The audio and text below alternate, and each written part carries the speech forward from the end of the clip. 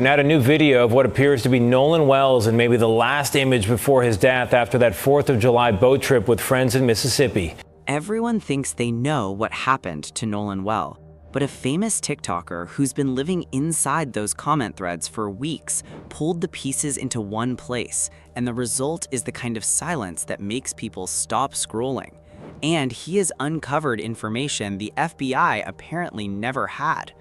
We are going to reveal the details that have left deep dive investigators questioning what the public was never told, because once you see the sequence, the official public record starts looking thinner than it should. There's a specific kind of silence that settles when a family loses a child under circumstances that refuse to sit still. It's not just grief, it's the quiet that comes from asking the same questions into rooms full of officials, cameras, and carefully worded statements, and getting back versions of answers that leave more gaps than they close. Christine Walmsley has been living inside that silence for weeks. Tonight, that silence gets interrupted again. Not by another official press conference, not by a sealed report headed to a grand jury, but by a wave of private text messages, clipped interview moments, and comment section deep dives that have been bouncing around TikTok, YouTube reaction channels, and Facebook groups faster than any formal update. A famous TikToker who's been living in the comment threads and replaying the same interview frames has pulled together something that a lot of people following this case keep saying out loud. The granular details floating in public right now, the exact phrasing in those texts, the boat name slips, the location claims that shift, the phone handling timeline, feel more specific than anything the public has heard from investigators. People are sitting with dates, timestamps, and wording that raise questions the sparse public record has not yet answered out loud. If you've been following loosely, tonight is the night the community conversation stops being background noise. Let's start with the part that hit the comment sections hardest this week. A second legal army walked through the door. For weeks, Nolan's parents have been doing something that should never be a full-time job for grieving parents. They have been fighting for a deeper investigation, fighting for transparency, fighting for someone in a position of real authority to give them something resembling a complete, honest account of what happened to their son. That fight just gained serious reinforcement. The NAACP's Office of General Counsel has officially joined the legal team representing the family, working directly alongside Ben Crump. Think about what that means structurally, not emotionally. This is not a symbolic gesture. This is an organization with decades of institutional history and civil rights litigation, with genuine investigatory infrastructure, with connections inside state governments and federal agencies that a single private legal team cannot replicate on its own. The NAACP president addressed the decision directly, describing it as rooted in the organization's long history of demanding full and fair investigations whenever Black lives are lost under suspicious circumstances. He was blunt. Additional investigative resources, additional legal muscle, a renewed insistence that no stone gets left unturned. Precision matters here because precision is the only thing that protects a case like this from collapsing into pure speculation. The NAACP getting involved does not prove foul play. It does not confirm that anyone lied. It does not mean there is a smoking gun sitting in an evidence locker. What it does mean, clearly and factually, is that a second major organization with serious institutional weight looked at everything currently on the public record and decided this situation warrants more scrutiny, more resources, and more pressure than it is currently receiving. When you sit with why an organization like that would step into a Mississippi County case involving a sheriff's department and a group of politically and socially connected families, the picture starts to sharpen. During the same press appearance, when asked about criticism that the investigation had stalled or been mishandled, the response was direct. The real issue is not whether the family somehow obstructed the process. The real issue is whether the public has any actual confidence that a thorough, honest investigation has taken place at all. That distinction changes the entire framing of everything that has happened since. Here is where things get genuinely strange for the people living in the comment sections. Wait, when did the victim's family become the suspects? There is a particular kind of confusion that spreads across social media when a narrative flips upside down without warning. That is exactly what happened here. For weeks, online commentary and even some reporting had begun quietly shifting blame, subtly at first, then more directly toward Nolan's own mother. The implication being pushed was that Christine had somehow been uncooperative, that she had been slow to hand over her son's phone, that her caution and her insistence on specific conditions for a forensic examination amounted to obstruction. When you actually stop and lay out what really happened, that framing falls apart almost instantly. Christine did not refuse to hand over the phone. She agreed from early on to a forensic examination. What she specifically asked for was a joint process, one where multiple parties would be present, one where the handling of the device would be documented, transparent, and agreed upon by everyone involved in advance. She made that request, according to her own account, specifically because of how many suspicious, unexplained circumstances already surrounded her son's death.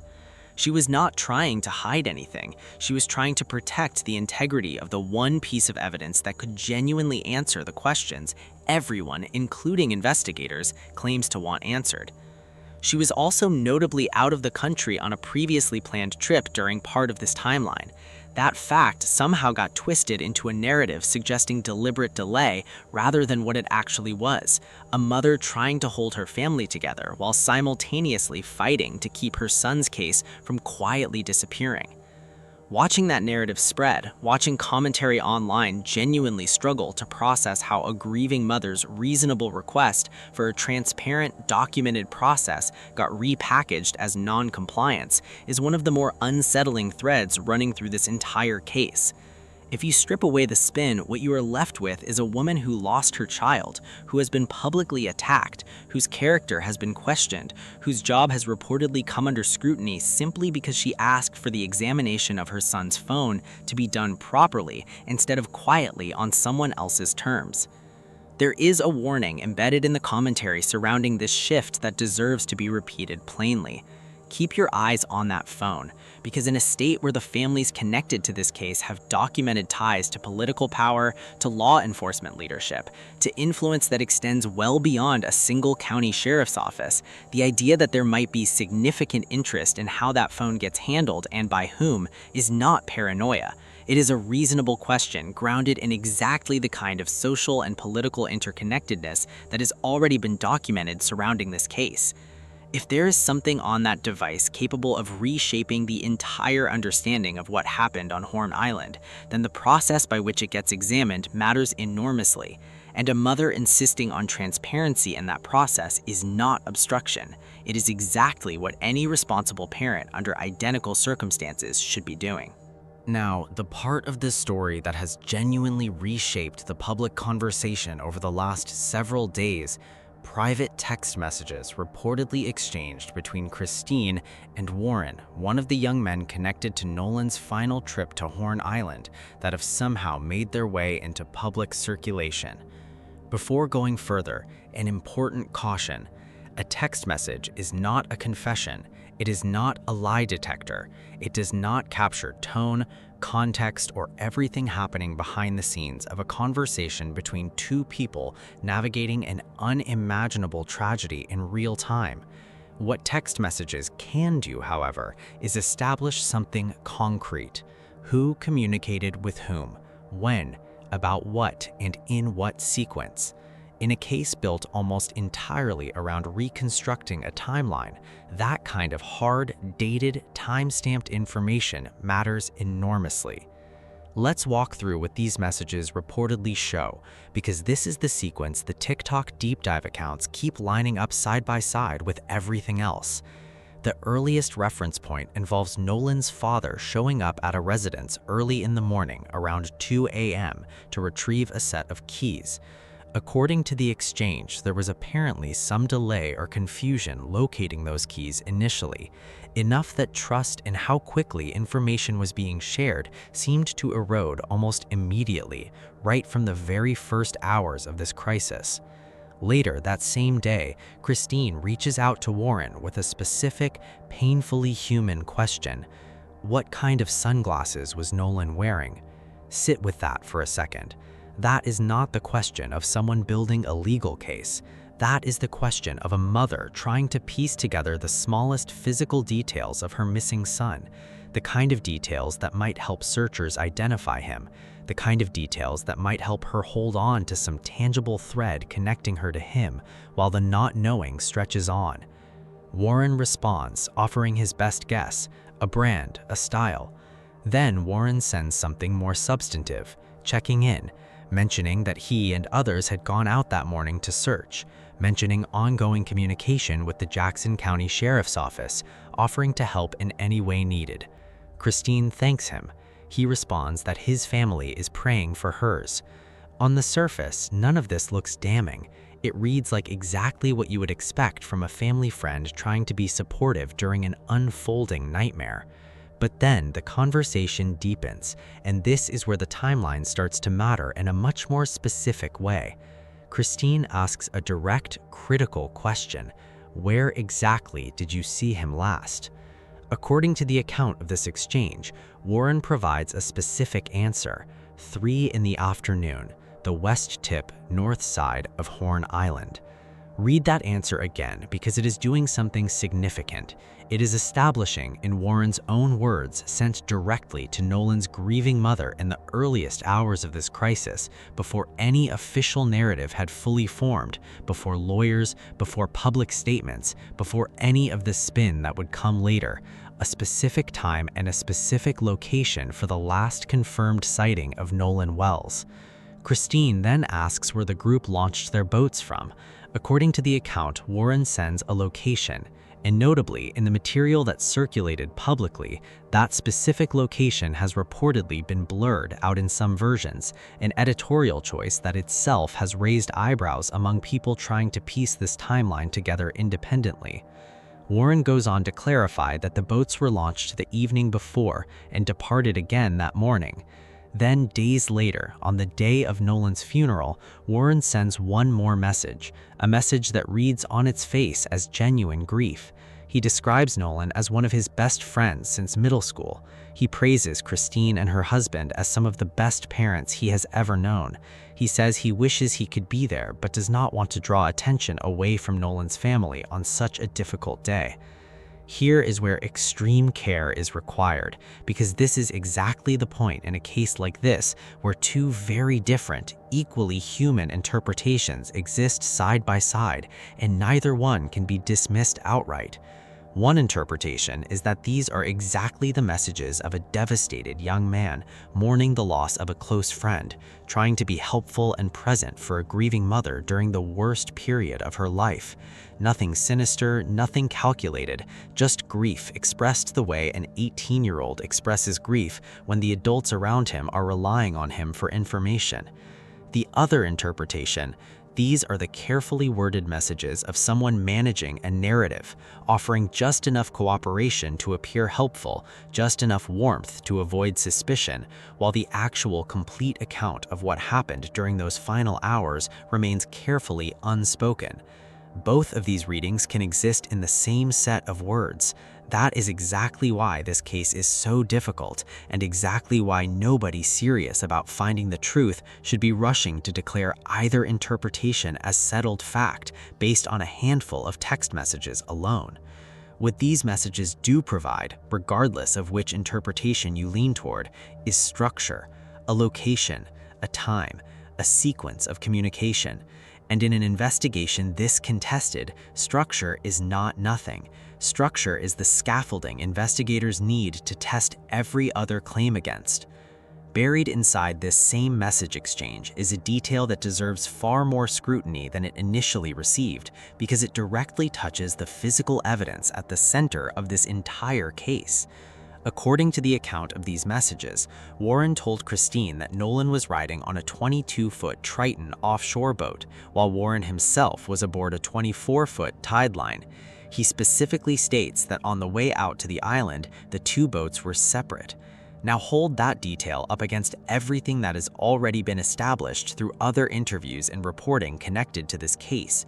Warren, in separate public statements, has repeatedly and confidently referred to a different friend's boat, not his own, as a tide line as well, while official reporting from state wildlife and fisheries data has referred to that same vessel using an entirely different classification.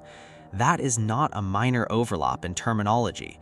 If Warren was, according to these messages, personally aboard a tide line himself, that raises an entirely new question about exactly how many distinct vessels were actually involved in this trip, who was on which boat, and whether the boats have been consistently, accurately identified across every single account given so far, public and private. This is precisely the kind of detail that sounds unglamorous, easy to skip past, but is actually foundational to reconstructing what happened that day. Because if the boats themselves cannot be consistently identified across multiple accounts from the same person, every other detail built on top of that shaky foundation becomes harder to trust. We need to know definitively who was on which boat. We need to know when each boat departed and where each one traveled. We need to know who among this group actually saw Nolan last, and precisely when that sighting occurred relative to everything else that happened that day. None of that is conspiracy thinking. That is the basic, unglamorous work of timeline reconstruction, the kind of work that either gets done thoroughly by trained investigators or gets left to amateur researchers piecing together fragments from social media, court filings, and leaked messages because nobody with real authority has done it publicly yet. Now, a name that has exploded across social media discussion of this case in recent days. An older relative referred to online as Grandpa Jerry. According to claims now circulating widely, evidence suggests that this individual was also present on Horn Island that day. And if that is accurate, it resolves a question that has been sitting unanswered since the earliest days of this investigation. How exactly was a private towing company contacted so specifically, so confidently, at the moment the group claims their boat began experiencing serious mechanical trouble? Because if an adult, someone with direct visual access to the situation as it unfolded, was physically present and watching events happen in real time, that would explain a level of composure and coordination that has always felt slightly out of place coming from a group of panicked, intoxicated teenagers dealing with what they describe as a genuinely dangerous, rapidly worsening emergency. We already know that one of the young men involved, Wyatt, was reportedly on the phone with the towing service during this period. If an adult relative was simultaneously present, physically observing the scene, that raises the obvious follow-up question. What did that person see, and why has their account not been made part of the public record in any meaningful way? Exactly like every other unverified claim swirling around this case, this needs to be treated with real caution. Social media moves fast. A screenshot appears, gets reposted, gets commentary layered on top of it by creator after creator, and within hours, an unverified claim starts sounding like established fact to anyone screening casually. That is genuinely dangerous, and it is exactly the trap this entire case has been falling into repeatedly since the day it went viral. So, if this individual was actually present on Horn Island that day, that needs to be established through actual evidence, location data, phone records, independent witness corroboration, something beyond a claim circulating on a platform built for short clips and confident-sounding captions. And if it turns out he was not there, that needs to be established just as clearly so this thread can be closed rather than left to fester as unresolved speculation indefinitely.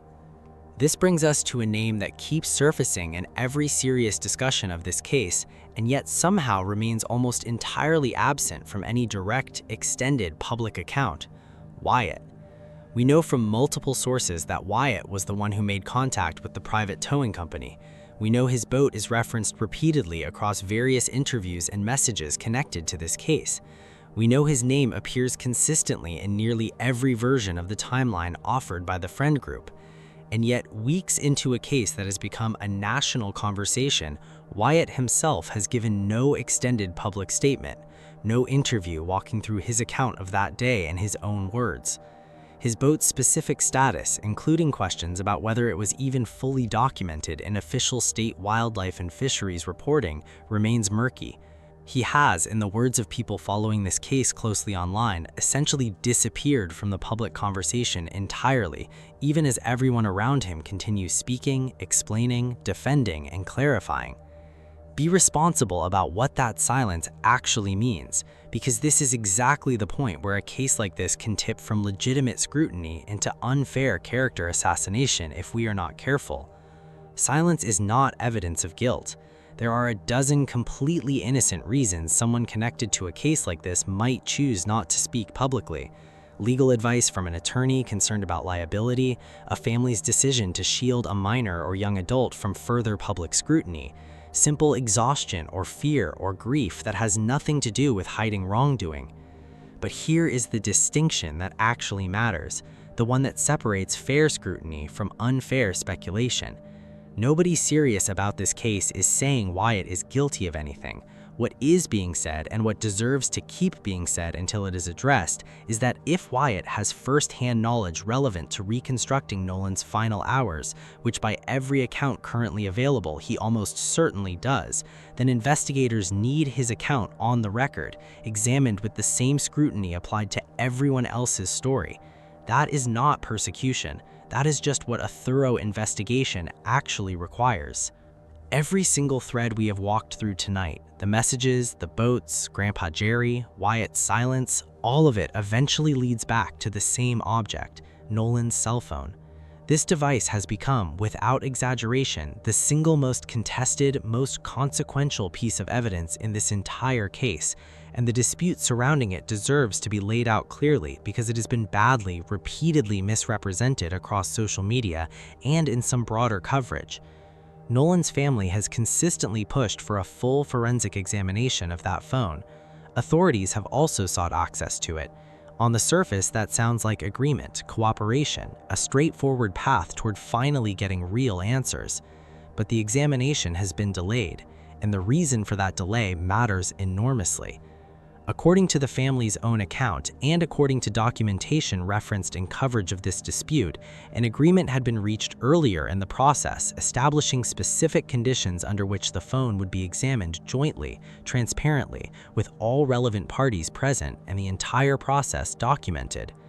The family's objection, when it arose, was not to the examination itself. It was to being asked to hand the device over under different circumstances than what was originally agreed to. That is an enormous distinction, and it is one that has been flattened repeatedly into a much simpler, much more damaging narrative that the family is refusing to cooperate. That framing leaves out the entire context of what was actually agreed to, when it was agreed to, and what specifically changed. Think about why a family in this exact situation would insist on a joint, documented, transparent process rather than simply handing the device over quietly. If you've been paying attention to everything else surrounding this case, the political connections, the social ties binding these families to law enforcement leadership, the sheer scale of institutional power potentially motivated to control how this story unfolds, that insistence stops looking like obstruction and starts looking like basic rational self-protection. Nobody should have to explain why a mother, having already lost her son under circumstances nobody can fully account for, might not trust an unmonitored handover of the single piece of evidence most capable of explaining what actually happened to him. That instinct is not paranoia, given everything else already documented about this case. It is simply reasonable caution. And here's the thing that matters most in all of this. We don't actually know what's on that phone. Nobody outside a small circle of people with direct access currently knows for certain. It might contain something that completely reshapes this entire timeline. It might confirm exactly what the friend group has already said. It might not contain nothing conclusive at all. Speculating about its contents accomplishes nothing except fueling exactly the kind of unfounded rumor mill this case has already suffered from repeatedly. What accomplishes something is a proper, transparent, documented forensic examination conducted under conditions everyone involved has actually agreed to, with results shared honestly regardless of what they show. That is not a controversial demand. That is the absolute minimum standard this case and this family deserve. The NAACP's involvement is not happening in isolation. Members of the Congressional Black Caucus have also formally urged the Department of Justice to review this case, adding federal-level political pressure to a situation that started as a local missing persons report and has since grown into something with genuine national implications. Think about the scale of that escalation. A young man goes missing during a holiday weekend boating trip. Weeks later, his case has drawn the involvement of one of the oldest and most influential civil rights organizations in the country, alongside formal calls from sitting members of Congress for federal review. That trajectory does not happen with cases where the public broadly trusts that local authorities are handling things thoroughly and transparently. That trajectory happens specifically when trust has already broken down. When a community and a family have concluded through hard, repeated experience that the answers they need are not coming fast enough or honestly enough through the normal channels available to them. And there is a deeper, harder truth sitting underneath all of this that deserves to be said directly without softening it. This is unfolding in a state with a documented, painful history of not consistently valuing Black lives with the same urgency, the same thoroughness, the same institutional weight applied to other cases. That history is not being invoked here as an accusation against any specific individual currently connected to this case. It is being invoked because it is real, it is documented, and it is exactly the kind of historical context that explains why a family like Nolan's might reasonably feel they need more than just a local sheriff's assurance that everything is being handled appropriately. An early statement issued before any thorough investigation had actually taken place suggested no foul play was suspected. Think about the sequence of that. A conclusion offered publicly before the body had even been fully examined, before witnesses had been comprehensively interviewed, before the physical evidence had been properly analyzed. That is not how a careful, trustworthy investigation is supposed to proceed. And once a statement like that goes public, walking it back convincingly becomes exponentially harder because the damage to public trust has already been done. Let's ground ourselves in what has actually concretely been established, because amid everything else swirling around this case, it is easy to lose track of the hardest, most painful fact sitting at the center of it all. An independent autopsy commissioned by Nolan's own family has examined his body, and its conclusion is the single most frustrating outcome any grieving family can receive. Cause of death, undetermined. Manner of death, undetermined, pending further investigation. That is not closure. That is the absence of closure formalized into an official medical document. It rules nothing out. It confirms nothing definitively. It leaves every single possibility, from a tragic accident to something far darker, sitting equally open, equally unresolved, for a family that simply wants to understand how their son died. And that undetermined finding is exactly why every other thread in this case, the messages, the boats, the phone, the timeline gaps, matters so much. In the absence of a conclusive medical answer, every other piece of evidence becomes disproportionately important because it might be the thing that finally tips this case from unresolved speculation into documented fact. Be disciplined here, because discipline is exactly what has been missing from so much of the public conversation surrounding this case. Here is what has been established. Nolan Wells traveled to Horn Island during a 4th of July trip with a group of friends. He did not return with that group. His body was recovered days later. The independent autopsy commissioned by his family could not determine a definitive cause or manner of death. His family has been demanding a thorough investigation and full transparency since the earliest days of this crisis. Ben Crump is representing the family. The NAACP has now formally joined that legal team. Members of Congress have called for federal review. A forensic examination of Nolan's phone remains delayed amid a documented disagreement over the conditions under which that examination should take place. Here is what has not been established, at least not through anything resembling verified, independently confirmed evidence. We do not know exactly what happened minute by minute during every stage of that day on Horn Island. We do not know what, if anything, Nolan's phone will ultimately reveal once it is properly examined. We do not know whether Grandpa Jerry was actually present on the island, or if he was, what exactly he witnessed. We do not know why Wyatt has remained largely silent, or what his account, if given fully and on the record, would actually show. And critically, we do not know whether any individual connected to this story committed any crime whatsoever. That distinction between documented fact and unverified speculation is the single most important thing anyone following this case needs to hold on to right now, because it is entirely possible and necessary to ask hard, uncomfortable questions about inconsistencies in a timeline without accusing a single named individual of murder. Those two things are not the same, and collapsing them together helps nobody, least of all Nolan's own family, who need this investigation to be taken seriously by actual authorities, not turned into an unmoderated public trial conducted entirely through screenshots and comments sections. With everything we have just walked through, the legal maneuvering, the leaked messages, the boat discrepancies, the phone dispute, the political pressure building at the federal level, it becomes disturbingly easy to lose sight of the actual human being at the center of all of it. Nolan Wells was 18 years old. He had parents who loved him enough to raise the kind of son his own friend, in a private message sent in the rawest days of this tragedy, called one of the best men he had ever known. He had siblings. He had a future that included college, athletics, and everything an 18-year-old is supposed to still have ahead of him. He went on a holiday trip with people he trusted, and he never came home. Try for just a moment to actually imagine what his mother has been living through. Imagine having to ask a family friend what brand of sunglasses your missing son was wearing because that detail might help someone identify him. Imagine sitting with an autopsy report that tells you nothing definitively about how your child died.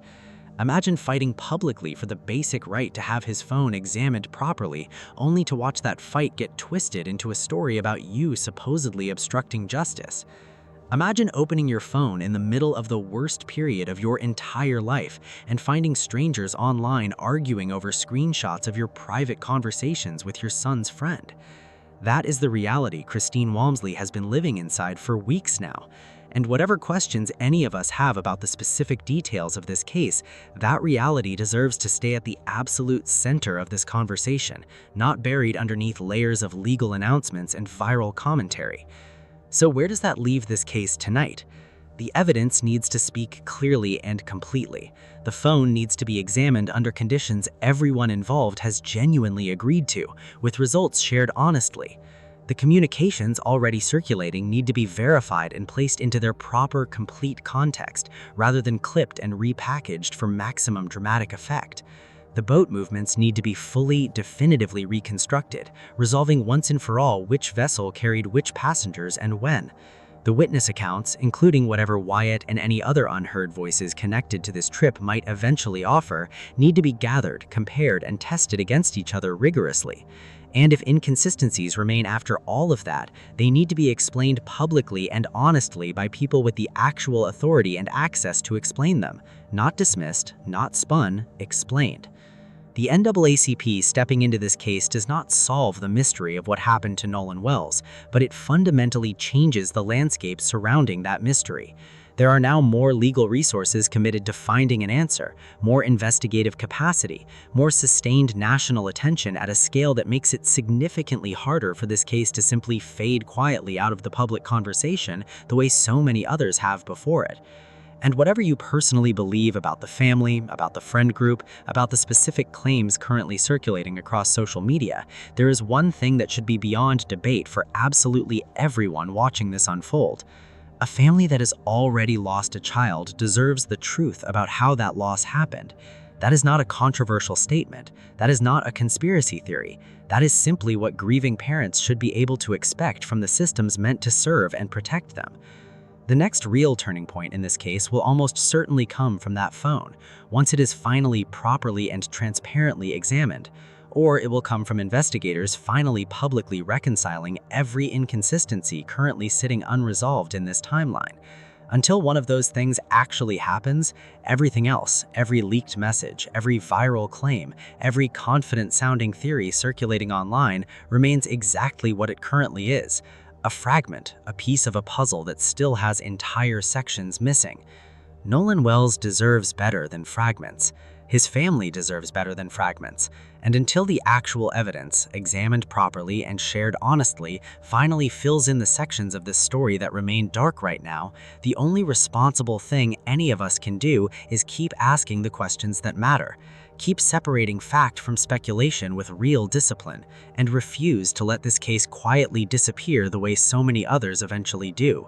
Because somewhere in that unexamined phone, in that unresolved timeline, in the silence still surrounding Wyatt, and in whatever Grandpa Jerry actually saw or did not see on Horn Island that day, is a piece of the truth Nolan's family has been fighting for since the very first hour they realized their son was not coming home.